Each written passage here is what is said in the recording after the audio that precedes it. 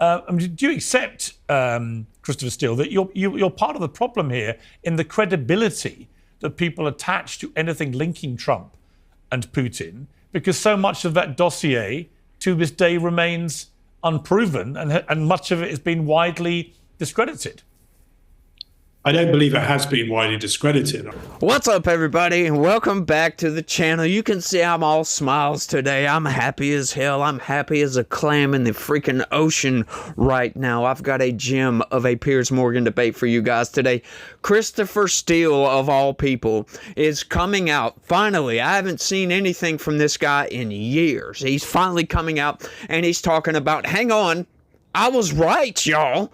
I was right. Look what's going on. I'm totally correct. Nothing about this has been debunked. Oh, this is going to be a diamond in the freaking rough. Hopefully this video gets, several thousand views as per usual with these things. But, this just blew my mind. I can't believe this guy's actually coming out talking about, hang on. We were right. As a matter of fact, none of that was debunked. What are you talking about? This is just great, y'all. But before we get into the debate, if you want to call it a debate, it's not really. It's more like some guy lying and then getting refuted, but it is what it is. Before we get into that, y'all do me a big giant favor and smash that like button for me if you don't mind. I sure would appreciate that. If you could also, if you're new around here, subscribe to this channel. That would be great. And if you're interested in staying up to date as to how you're being manipulated by the corporate press, this is the place to be, folks. This absolutely is the place to be. This is what we do. We read the news around here. We try to stay informed. We try to stay on top of everything that's going on in politics because, yeah, these people in politics, they run the country, and we want to know exactly what they're doing so we can know how to fight against the machine, y'all. So y'all make sure and subscribe. Join the channel. We got memberships now, so y'all can do that. I would greatly appreciate that. That's the best way to help me grow, help me expand this message of government oversight, if you will, holding the government to account, speaking truth or facts, really, logic to power, if you will. And that's what we do around here. But, share this video anywhere and everywhere you can. But without any further ado, let's get into this, y'all. That argument, there's something there, but we don't know what it is, but it must be there by implication. I don't really buy that. I just think if there was something there with Trump and Putin that was genuinely incriminating, and, you were one of the main incriminators with that dossier, if there was something genuinely there that had been established beyond any doubt, we would know about it by now, wouldn't we? I think you have to look beyond just Trump. I mean, the dossier itself covered not just Trump, but also other figures around him, particularly Manafort, who was the head of his campaign. And I think the idea that Manafort and Kilimnik, if you remember the Russian intelligence officer who he worked with in Ukraine, weren't involved in some kind of cooperation or collusion in 2016 is for the birds. I mean, I think it's very clear that Manafort was probably trading campaign data and so on with Kilimnik, and in fact came back soon after the election, I think in the transition period, with a very sort of pro-Russian Ukrainian peace plan, as he called it, which he presented to Trump. There was also, of course, all the links between Mike Flynn and the Russian ambassador in the transitional period. And if you go back before that, way back to 2008, when Trump sold one of his properties in Sunny Isles, Florida, to a Russian oligarch for assessed to be double the money that it was worth. And that got Trump out of a difficulty in paying back and avoiding bankruptcy. I believe at the time, Michael Cohen said that Trump had commented to him that he was indebted to Putin for getting him off that hook. So I think there's a lot there. And it doesn't just involve Trump. It involves a whole range of different actors around him at the time. Right, but look, let's be blunt. Your dossier caused a firestorm, obviously, when it came out. It was funded by Hillary Clinton Democrats and other political opponents of Trump, leaked by BuzzFeed News just before he was sworn in as president for maximum potential damage. And, as you know, because you penned it, it contained a number of incendiary allegations, not least of which the one that the Russians may have held blackmail video of Trump engaged in, very unsavory activity with prostitutes and so on, which he's emphatically denied and for which no other evidence has ever emerged. Do you accept, Christopher Steele, that you're part of the problem here in the credibility that people attach to anything linking Trump and Putin, because so much of that dossier to this day remains unproven, and much of it has been widely discredited. I don't believe it has been widely discredited. I would agree that some of it's been unproven. I mean, when you dig into the real detail of this, if you look at the Mueller report, for example, and we're going to go down into the detail a little bit here, there was an exchange of emails between somebody called Rustaladze, who was working in Moscow for Agalarov, and Michael Cohen in, I think, October 2016, in which they talked about sex tapes, frankly, and about the need to suppress them.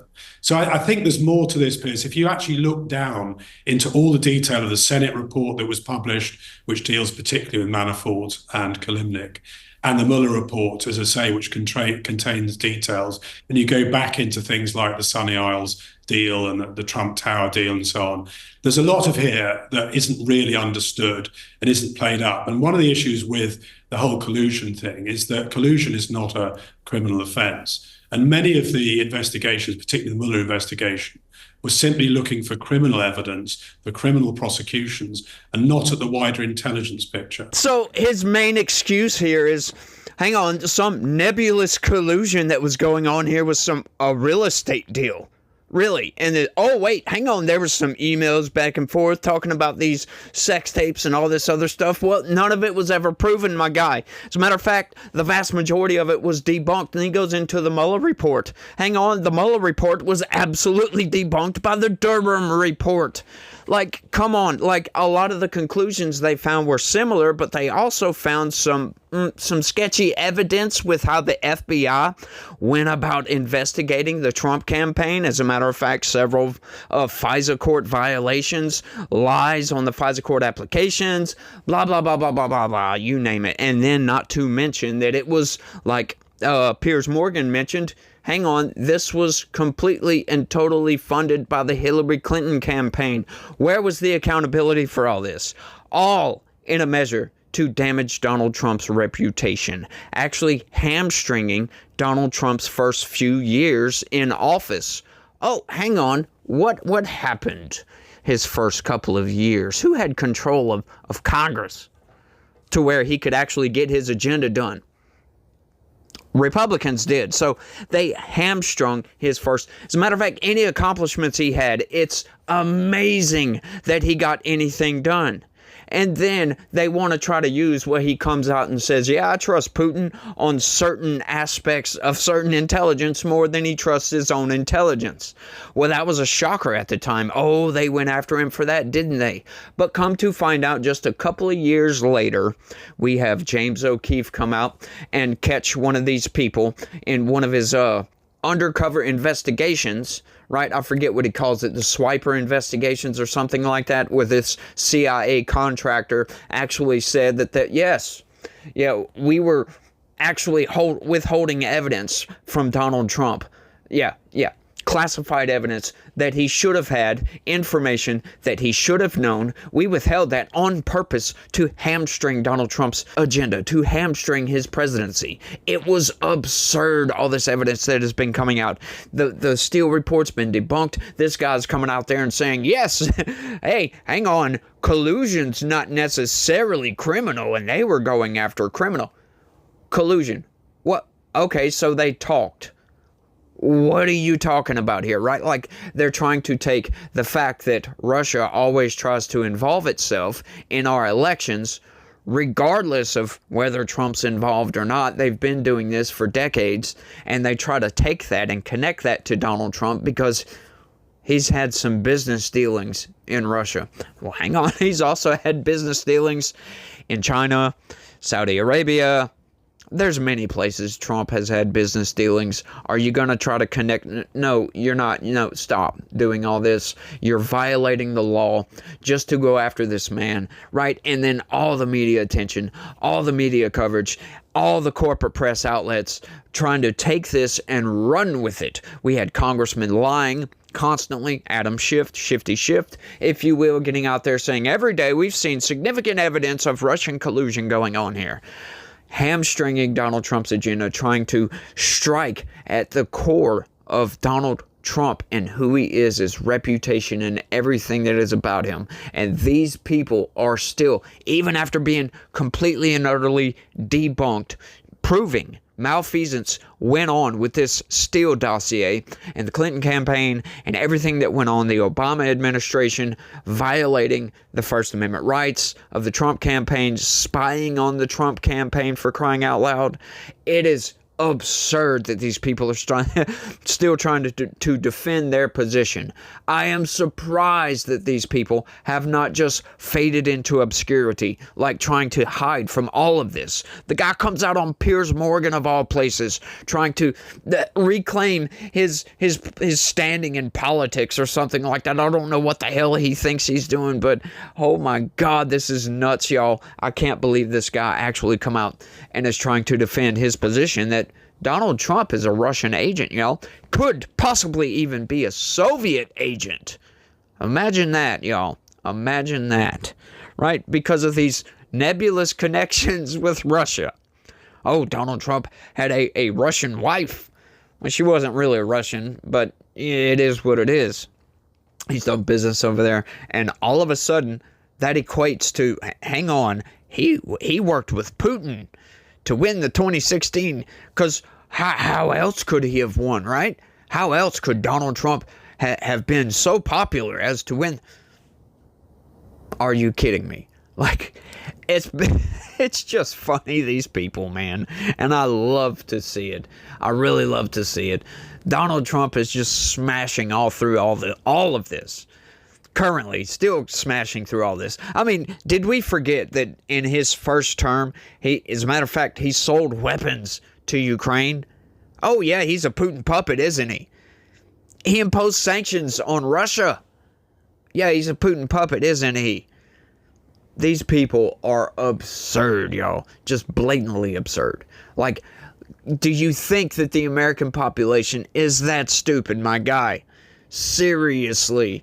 This dude should be shamed into oblivion. But let's keep going, y'all. And that statement will come out shortly. I mean, this seems like real progress to me. You know, you can hate Trump as much as you like. You can think he's in bed with Putin, whatever. But the fact he's spoken to both the leaders at length in the last 24 hours and is giving very positive noises about the way this is going, isn't that where we all want to get to? Piers, good to be with you. Look, I generally don't pay attention to or believe anything Trump says. And that's principally where you and I differ, because I do believe he generally lies every time he opens his mouth. But Piers, I've just got to go, and I loved your open, and I respect your open, but we talk about the Russiagate hoax. I don't know what we're referring to. Everybody knows, all of our intelligence people know, all of Trump's people knew at the time that Russia, in an unprecedented way, tried to impact the 2016 election. But that wasn't the allegation. Yeah, but hang on. That wasn't, I didn't call it a hoax, by the way, but secondly, that wasn't the central charge. The central charge was that the Kremlin had directly colluded with Donald Trump to get him to win the election, and there was no evidence for that. It turned out to be bullshit. Pierce, I'm getting to that, and I'll quickly get to that. But the central thesis that Putin and Russia interfered in our election to help get Trump elected, that was accepted by all of our intelligence people, Trump's intelligent people, and Obama's. That's when Trump stood up in 2018 in Helsinki, and Trump said, I don't believe my own people. I stand with Putin. As far as collusion, Pierce, the Mueller report is littered with collusion, but not the conclusion. Not the conclusion. Hold on. But what it went through all the stuff that was there, and ultimately it did not conclude that Trump had colluded with Russia to fix the election. And people can keep talking about it, but the bottom line is that was the whole purpose of the investigation. It proved Mueller and the Mueller report showed and proved collusion. Mueller himself said it didn't rise to the level of a crime, to a conspiracy. I accept that. But there was, don't say the Mueller report denied collusion. It said the collusion we found, we couldn't prove it rose to the level of a conspiracy. Right. But there was collusion. That is some of the most nonsensical drivel I think I've ever heard in my entire life. Yes, they are still going on about this. Yes, they are continuing with this narrative. Oh, but there was collusion. There was collusion. Yeah, Russia tried to intervene on Trump's behalf, and Trump talked to them. Wait, hang on. I know that was all a lie, but believe me, please believe me. I know it wasn't criminal collusion, but there was still collusion. Y'all, wasn't there? Wasn't there? Seriously, you gotta believe me. No. It's just nonsense, y'all. These people are so deranged with Donald Trump, they cannot see the light, for crying out loud. They refuse to accept the investigation. And notice there are crickets on the Durham report. Yes, very much so crickets on the Durham report. They tried to ignore the Durham report because the Durham report absolutely violates their worldview in some of the most extreme ways imaginable, if you can imagine what that might be. But, you know, Natalie Winters is on this panel, and she does a pretty good job at throwing it back in their face. Check this out, y'all. Natalie, you've been waiting very patiently. Look, Natalie, what is your reaction to all this? Well, I know Christopher Steele probably wanted to go down in history as someone that colluded with the Clinton campaign to take down President Donald J. Trump, but I really think that you represent probably the ultimate grifter in the American political space. For you to even come on here, obviously you're trying to sabotage what President Trump is doing when it comes to Russia and Ukraine, but to sit here, what is it, nearly a decade after you tried to smear President Trump as a Russian asset, to then say, well, I think he's a Russian asset, but even though I'm really good at my job and create all these intelligence reports, it's just sort of a feeling that I have. I'm sorry, what stones do you even have left to turn over to try to corroborate your claim that President Trump is a Russian asset? You what? Weaponized FISA courts, surveillance, warrants, not just domestic spy agencies, international spy agencies too, the entire DNC apparatus, a bunch of political operatives and registered foreign agents here in the United States. The American people would really appreciate it if you would stop injecting your efforts to curtail and totally tank the America First movement by smearing anyone who doesn't want to get involved in forever wars or continue the needless and ceaseless dying of in Ukraine and in Russia, just so you can sit there from your nice perch and just continue to defend the globalist world order by continuing to fan the flames of conflict in Russia and Ukraine. And you know what? The same people that you ally yourself with here in the United States, you think you're so good at gathering intelligence. Last time I checked, it was the 51 intel agency officers, spies, who said that the Hunter Biden hard drive, which I've reported on firsthand, it's legitimate. You want to talk about president's sons who are involved in businesses with foreign countries? Well, I'd like to introduce you to Hunter Biden, right? When those 51 people that I'm sure that you know all too well, you were probably likely involved with the drafting of that letter, said that was Russian disinformation. Well, it turned out that that was true, and shame on you for the last decade trying to inject the idea that smearing President Trump as a Russian agent or a Russian asset is somehow going to tank the MAGA movement. It's about putting America first, and the fact that you can still sit here and you have no actual evidence beside one random Russian meeting and, oh, we need to just continue to get more evidence. You're a complete political hack and grifter, and I wish the American political scene didn't have your voice in it. Need I say more? Yes, it was these exact same people that said, oh, the Hunter Biden laptop, oh, that's Russian disinformation. It's not real. What? They're still going on about this, but she does a pretty good job at throwing it right back in their face. And I'm here for it, y'all. I'm loving to see this. These people are just deranged, y'all. And it's just weird that they are still trying to hold this position that, hang on, Trump's a Russian asset, y'all, for some reason, even though, like, just because Donald Trump, he's trying to work out peace. He doesn't want to fund the military-industrial complex, which, by the way, I've got a clip about that, too, as how we can fix the military-industrial complex. Scott Horton comes in with a slam, y'all. Check this out. Yeah, I have the solution here. Piers. Listen, the military-industrial complex, they need that money. They have to have that tax money. They won't get real jobs. So here's what we do. We end all the wars. We put all the money into a one-way mission to Mars, and we send all of the military-industrial complex there, and Musk can lead the way. Oh, you gotta love that. Such a great idea. Yeah, let's get rid of the military-industrial complex, y'all. Because these people, they love these forever wars. They love being funded by the government. Even though, get this, right, the military has the largest budget of any agency, right? For good reason, right? I'm a proponent that, yeah, we need a large military. I love the size of our military. I like the size of the budget for the military, right? I don't mind that whatsoever. I don't like funding the military-industrial complex more than what we need to, right? Because currently, where we're sitting at is they have such a large budget, the military-industrial complex stays well-funded. We don't need these forever wars going on. We don't need you guys to try to divert peace just because of democracy and give us these lame reasons why we should continue to fight to the bloody end in Ukraine. It makes absolutely no sense. You guys need to come out. You need to come out and stop with your derangement, stop with your insanity, and be on the position of peace. We can still fund the military-industrial complex during peacetime, right? Because there's still all these looming threats. You can come out and say, oh, look, China's doing such and such. We need to be prepared for this. And the American people will, for the most part, agree with that. Hey, look, I'm right there with you, right? We constantly need to be prepared because there are threats all around the world. We need to stay on top of this stuff because it is a major deterrence for these large actors, these totalitarian regimes like over there in China. It's a deterrent for these people that the U.S. military is involved with Taiwan, is involved with the Philippines and the South China Sea and all these places, with Japan heavily, with Korea heavily.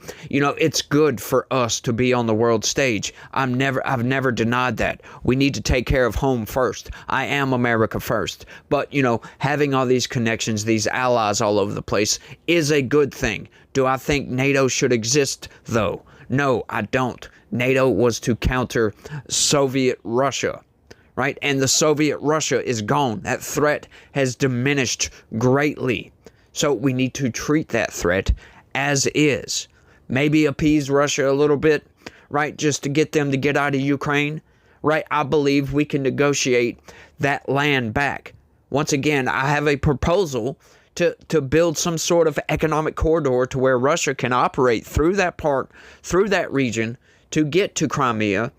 Let them keep Crimea. I don't care about that. Personally, I really don't care. I know a lot of people, they're like, no, we want all of it back, 100% of Ukraine. Well, that's going to be a tough ask right now because right now Russia has the cards.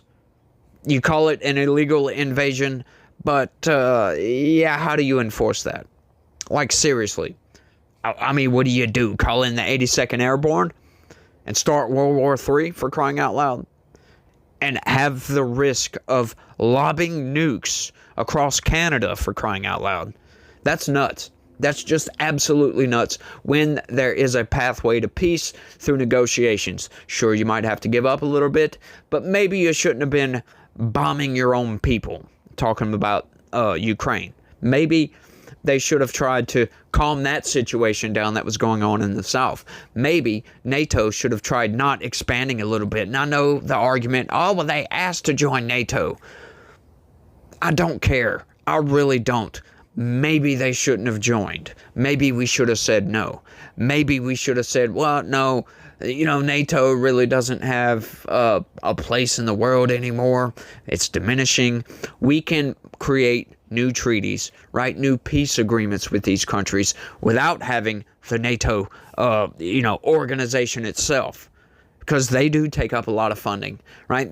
That's just funding that's completely unnecessary, in my opinion. We can have Article 5 and not have NATO, for crying out loud. Like the NATO organization itself. I'm not talking about the idea of NATO, right? Sure, keep the idea of NATO, but the organization itself just needs to go bye-bye, I think, right? We can still have these deterrents, right? We still have a very large nuclear arsenal, which is currently getting renewed. That is what has put the NGAD, the Next Generation Air Dominance Program, kind of on the back burner a little bit, is arming the nukes, updating all of our nukes to where they're modernized. Everything is good to go. We don't have to worry about failure at launch, right? We don't have to worry about none of these things. If we have to, God forbid, press that button, that ICBM will launch and it will reach its destination. We don't need to fund the military-industrial complex indefinitely to do all of these things, right? So I think that these are good ideas, but nobody seems to be like, yes, this is a good idea. These people are just like, Russia collusion, Russia collusion, Russia bad, Russia bad, Russia bad, and expect us to just buy it without evidence. It's BS, y'all. Don't buy into it. Let's keep going. I would say just in Elon Musk's, to his credit, we're seeing the best of him as well this week with the return of the NASA astronauts from the international space station situation they got themselves into. That is Elon Musk at his absolute best, doing what he does best. Yeah, Joe. No, Piers, to what Scott just said, these judges drive me crazy.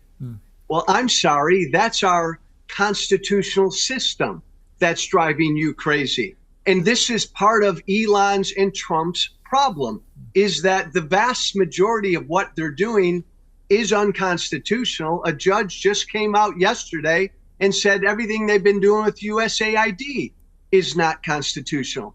That matters. That doesn't mean Trump and Musk don't have recourse. They can appeal that judge's rulings, but you don't do what Musk and Trump do and just scream that, oh, these judges must be impeached. Excuse me, that's part of the system, this constitutional system.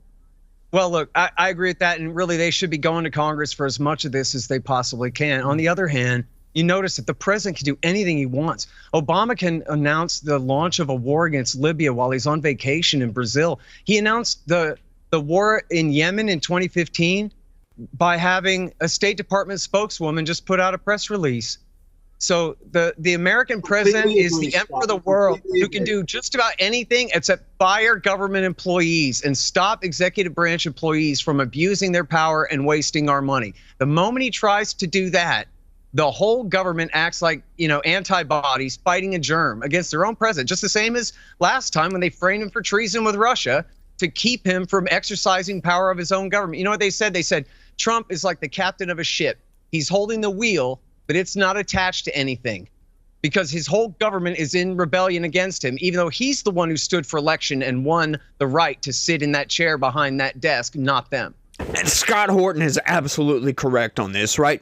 Donald Trump is actually exposing the deep state for what it is because he gets out there, he campaigns, he puts himself literally in the line of fire to run as president, to win the presidency, to reshape the government how the population wants it reshaped because he campaigns on this and he won, for crying out loud. And he is exposing the deep state for what it is. He is exposing that the president, according to these people who claim it's unconstitutional, doesn't have the power that you think it is, that the deep state can revolt against the president. This is nonsense. He is exposing that the presidency means absolutely nothing right now, and Democrats are pushing this idea forward with everything they have, and they are being obliterated. Wait till you see my next video. Right, my last video, as a matter of fact, exposed the Democratic Party as paying to have these activists go to Republican districts and actually make it appear that Republican voters are in revolt against what's going on with Doge, with Donald Trump, and all of this.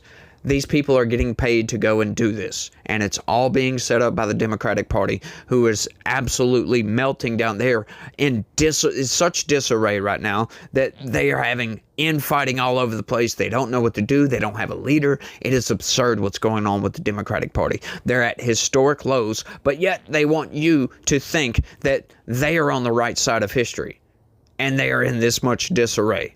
That's what they're trying to purvey, y'all. And it is absurd to think that the American people don't want a balanced budget, don't want to have the presidency actually be in control of the executive branch. Go look up the first few lines of Article 2, for crying out loud. Article 2. All the power of the executive is vested in a single president of the United States. And these people are exposing the fact that they believe that the president has zero power, because every single action Donald Trump has taken has been challenged in the courts. And you might say, well, that's just how our democracy is set up. Sure. But when these judges are ruling outside of their authority, that is not how this is supposed to be. The judiciary mitigates between Congress and the White House, the executive branch. They're supposed to mitigate between these two. But if you look at all of these injunctions, all of these lawsuits against Donald Trump, it's all Democrat funded. Every single bit of it. None of it's coming from Congress. None of these lawmakers are trying to stop the Trump administration getting these injunctions. It's all Democratic funded nonsense is all it is. They're obstructing just for the sake of obstruction, right? Donald Trump is trying to deport criminal aliens, and they are doing everything they can to try to stop him. All the way up into the fact that he is deporting terrorists from this country, and an activist judge gets on the phone and says, turn the freaking plane around, bring those terrorists back to this country so they can go through due process and then be deported. What sense does that make, y'all? He invokes the Alien Enemies Act, which is completely constitutional. That act is in the Constitution. And they're saying, oh, well, this violates the Constitution. Are you sure about that, my guy? Everything Donald Trump has done. I mean, do we really believe that Donald Trump is like, do this and do this and do this, and doesn't confer with his lawyers, doesn't talk to his lawyers at all about any of this, and get them to look into the law, look into the Constitution, and say, yes, the president, under Article 2, under the Constitution, has these authorities to do so? Yeah, of course he does. But they're trying to make you believe we're in some sort of constitutional crisis. All of this is on the up and up, right? Most of the injunctions, a lot of them have been overturned so far. And they're just getting appealed. They're still in the appellate process, working their way up to the Supreme Court. And this is all just absurd on its face. Donald Trump has had, check this out. Donald Trump has had, at this point, 16. This was from a week ago. This picture right there is from a week ago. Donald Trump has had 16. Joe Biden had 14 over his entire 4 years. Look at Obama's. Over 8 years. Yeah, that's absurd, y'all. This is what the Democratic Party is doing. And this is why they're in such disarray. They lose. They just get completely and utterly decimated in the 2024 election cycle. They lost everything. And now they're flailing their arm, blah, blah, blah, trying to just do something. But all of it's failing. All of it goes against what the voters want. None of these people can see what they're actually doing. They are actively destroying their own party. And we're constantly, over here on the Republican side, we don't want to see the Democratic Party implode, for crying out loud. We need a two-party, at least two parties. We understand what will happen if we have one-party rule in this country. Look at California. That's what will happen, regardless if it's Republican or Democrat. You don't want just single-party control, for crying out loud. You end up with communist China when that happens. They went into a war in the late 1940s, and that is the result of one-party rule, for crying out loud. You had the communists, and then you had the democracists, if you will. I don't know what else you would want to call them, but these two-party systems, the fighting back and forth, I always say it, we need progressives and we need conservatives. You have to have that dichotomy in this country, otherwise you stagnate or you destroy yourself, right? We have just completely progressive rule. We'll progress so far and so fast that it'll be like the Big Rip. I don't know if you guys are into science or not, but it'll just completely rip itself apart. That's what it'll do. But if you go the other way, just conservatives, you'll get to a point to where you stagnate at status quo and you destroy yourself that way as well. One takes a lot longer than the other, but regardless, progressives, we need both. Progressives show us where to go. Conservatives figure out how and if we're going to get there, right? Because we've got to promote change, because we see problems arise and then we need solutions to fix those problems, right? Progressives show us, hey, you're being a bigot. Okay, well, let's figure out how to not be bigots anymore. That's what conservatives do. Let's figure out how to not be racist. Let's figure out how we can invoke, trans rights and it be on par with everybody else's rights, because one group doesn't get more rights than the other. I'm sorry. Like, nobody can explain that. Why do these people get more rights than us? That's what progressives are basically advocating for, trans rights. Well, hang on, they're humans, they're American citizens, they already have the same rights as everybody else. You don't get more rights than anybody and everybody else. But getting back to the point, what Trump is doing is on the up and up. But these people, they are just obstructing for the sake of obstruction, because for some reason they want status quo, because a lot of the funding is how they're getting funded to fight all of this, right? Elon Musk came in and exposed a lot of Democratic Party funding, a lot of abuse that was going on, and they're having an allergic reaction to this. That's all there is to it. It's an allergic reaction. The Democratic Party is having an anaphylactic shock, if you will. That's what they're in right now, and it's on full display. Full display. And everybody can see that. But I've been rambling on for long enough. I want y'all to let me know what y'all think about all this down in the comments section. How do you like Christopher Steele actually coming back onto the limelight and trying to advocate for his Steele dossier was true? Hang on, it was all true, when none of it was true. It was completely fabricated. One of the biggest scandals in American history. And these people, they're still running with that narrative, y'all. It blows my freaking mind, y'all. It really does. But y'all let me know what y'all think. That's all I got on this one. Y'all don't forget to smash that like button. Share this video anywhere and everywhere and all places. Might as well, right?